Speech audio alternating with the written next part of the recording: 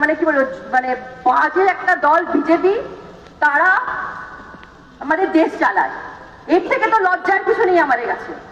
তারা এসে আমাকে ভোটার লিস্ট থেকে, আমার শহর থেকে, আমার রাজ্য থেকে বার করে দেবে, এটা ভাই হবে না, এটা হবে না, আর আমি হতে দেব না।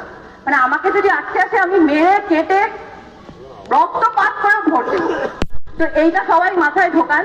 এত আলাপ আলোচনা করার আর আমার মনে হয় সময় নেই, কারণ খুব তাড়াতাড়ি ইলেকশন হবে।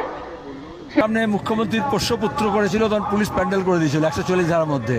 রেড রোডে মমতা যখন রাজনৈতিক কর্মসূচি করেছেন, তখনও পুলিশ সহযোগিতা করেছে। আর 21শে জুলাই যে 3 দিন 4 দিন ধরে ওইখানে রাস্তা বন্ধ করে দিয়ে পুলিশের পাহারায় প্যান্ডেল হয়, মালপত্র ফেলা হয়, তাহলে সেগুলো পারমিশন লেটার দেখান। আরএসএসের গেম প্ল্যান এই যে সুপ্রিম কোর্ট যাওয়া, মিডিয়া থেকে প্রচার করা, তার ইমেজ রিভিল করা, ওনাকে রাস্তায় নামানো, যে দেখো 60 লক্ষ লোকের নাম ঝুলিয়ে দিলাম, ওনার প্রশাসন ঝুলিয়েছে। আপনার দায়িত্ব সেফটি, সিকিউরিটি, রাস্তার রোড সেফটির দায়িত্ব। কারণ তৃণমূলের সব নেতাদের এখন তো দেশি বিদেশি গাড়ি আছে, কাউন্সিলর ছেলের, এমএলএ ছেলের, তো যাতে রাত বিরাতে গাড়িটা ঢোকে তার পুরো পাহারা আপনাকে দিতে হবে। তাই এত বড় ক্রাইসিস, যেখানে মুখ্যমন্ত্রীকে রাস্তায় নামতে হচ্ছে, এবার মিছিলও করেছেন একটা উনি, তারপরে সুপ্রিম কোর্টেও গেছে।